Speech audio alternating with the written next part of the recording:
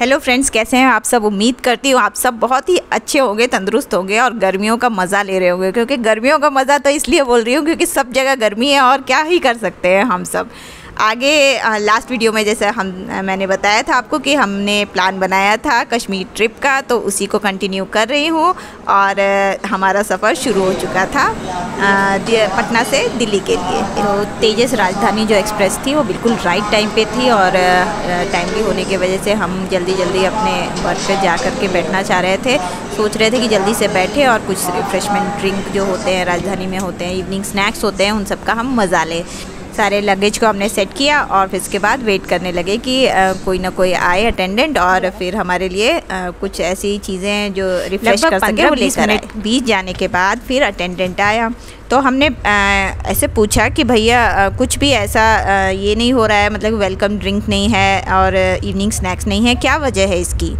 तो उसने बोला कि मैम ये सारी चीज़ें जो है ना वो अब चेंज हो चुकी हैं। आप राजधानी में कब बैठे थे। हमने बोला कि हम कोरोना से पहले बैठे थे, उसके बाद बहुत समय से ऐसा मौका नहीं मिला है। तो बोला कि उसके बाद मतलब कि समझ जाइए कि ये सारी चीज़ें चेंज हो चुकी हैं, अब आपको ये सारी फैसिलिटीज़ जो है ना ये नहीं मिलेंगी। हाँ, फर्स्ट क्लास के लिए है लेकिन अभी AC 2 टियर के लिए भी ख़त्म हो गई। मतलब कि फुली राजधानी में भी बहुत अलग अलग चेंजेस कर दिए गए थे, अलग अलग पार्टीशन किया गया था कि AC 1 के लिए अलग रूल, AC 2 टियर के लिए अलग रूल और फर्स्ट क्लास के लिए अलग रूल। तो हम बहुत सरप्राइज़ हुए कि ऐसा हमारे साथ पहले नहीं हुआ था, हम ऐसी बातें पहले जानते भी नहीं थे।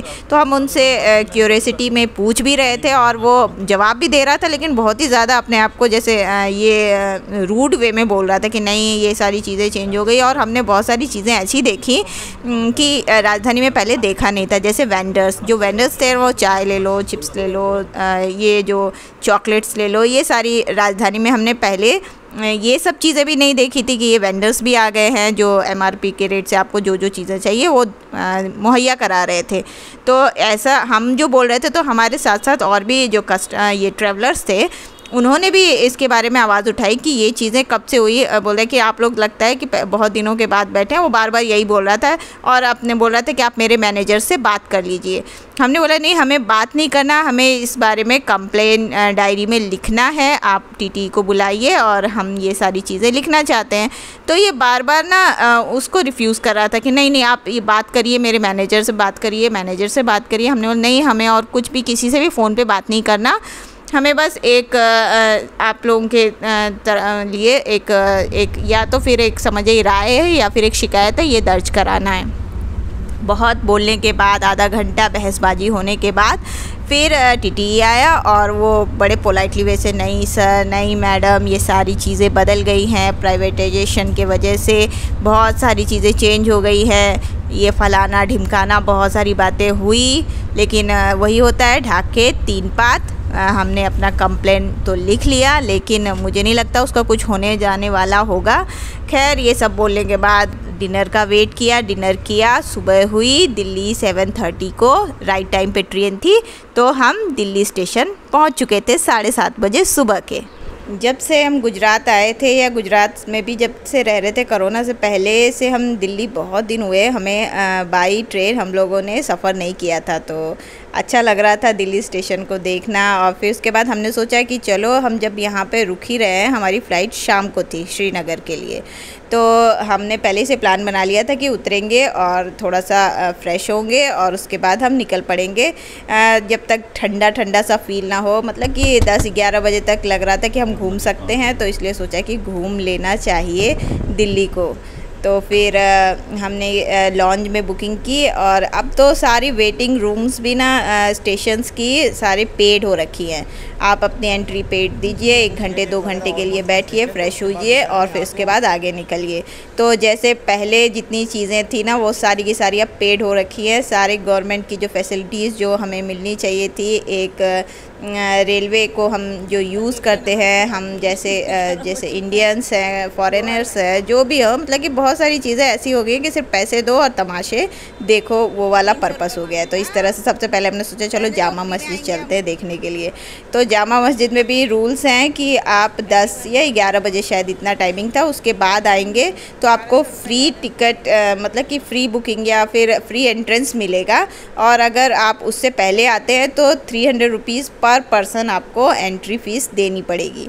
ये भी हमें बहुत अजूबा लगा, क्योंकि जो फॉरेनर्स आ रहे थे वो सारे के सारे आराम से एंटर करते हुए अंदर जा रहे थे, और मतलब कि उनकी प्री बुकिंग होगी शायद, लेकिन ये समझ में नहीं आया कि 10-11 बजे का क्या रूल था। उस समय आप फ्री हो करके फ्री फीस मतलब बिना पेड किए हुए जा सकते हैं। तो हमने सोचा चलो हम बाद में आएंगे, हमने उसे छोड़ दिया बाहर से देखकर, क्योंकि हम पहले भी जामा मस्जिद जा चुके थे, लेकिन सोचा कि शुरुआत यहाँ से स्टेशन के पास था, तो इसलिए हमने सोचा यहाँ से शुरू करते, लेकिन नहीं जा पाए और हम आगे बढ़े। फिर चले गए लाल किला में भी ज़्यादा अंदर देखना नहीं था, क्योंकि हमारे पास टाइम कम था, धूप बहुत थी, और बाहर से देखते हुए फिर हम पहुँचे राजघाट। और राजघाट हम करीब 9:30-10 बजे, हाँ 10 बजे तक पहुँचे थे। और आराम से हमें राजघाट के लिए जो एंट्री शायद नहीं लगता है, हमने बस चेक इन किया और बैग्स चेक हुए और हम अंदर चले गए। तो फिर वहाँ राजघाट में थोड़ी देर वक्त बिताया, कुछ फ़ोटो खींचे। ये हमने फ़र्स्ट टाइम देखा था, और धूप थी बहुत ही ज़्यादा परेशान थे, लेकिन जोश इतना था घूमने का। और राजघाट की जो खूबसूरती है, शांति है ना, उसे वो मन मोहने वाला है एक तरह से। इतने खूबसूरत जो घास के मैदान है, वहाँ पे थोड़ी देर हम लोग बैठे, और जो वृक्षारोपण हम लोग टीवी पे देखते हैं कि इन लीडर्स ने यहाँ करके वृक्ष को लगाया, पौधों को लगाया एक तरह से, तो उन सब के जो नेम प्लेट्स है ना, उनको मैं देखने लगी। तो 80s 1981 80s उससे भी पहले होंगे, मैंने जहाँ तक देखा वहाँ से स्टार्ट। नेल्सन मंडेला, फिर उसके बाद Korean president, American president, prime minister, leaders जो होते हैं ना, वो सारे के सारों के जो हाथों से जो पौधे लगाए गए थे, उन सब को बहुत ही करीने से मतलब कि लगा रखा था। कोई कदम का पेड़ था, कोई मतलब कि वैरायटी के पेड़ थे, जो अब मतलब कि बहुत ही विशाल काय जो है ना, वो पेड़ का रूप ले रखे थे, और इतने छायादार बने हुए थे, एक लाइन से लगे हुए थे, इतने खूबसूरत लग रहे थे ना कि लग रहा था कि पूरा दिन भर ना मैं इस रो में चलती रहूं और सब पढ़ती रहूं और इन सब का एंजॉयमेंट लेती रहूं। हर तरफ पत्थरों पे जो है गांधी जी के विचार जो हैं वो व्यक्त किए गए थे, अहिंसावादी जो गांधी जी के विचार थे। और हर चीज़ों में जैसे उनको सफलता मिली, वो सारी चीज़ें और शांति की जो बातें जो करते थे, उन सब को इतने अच्छे से दर्शाया गया था राजघाट में। और उनका जो समाधि है वो भी देखते ही बनता ही हमें लग रहा था और रुके, लेकिन हमें तो बढ़ना था आगे। जल्दी हमने यहाँ पर देखा, कुछ पिक्चर्स खींचे और फिर इसके बाद आगे की तरफ बढ़ चले।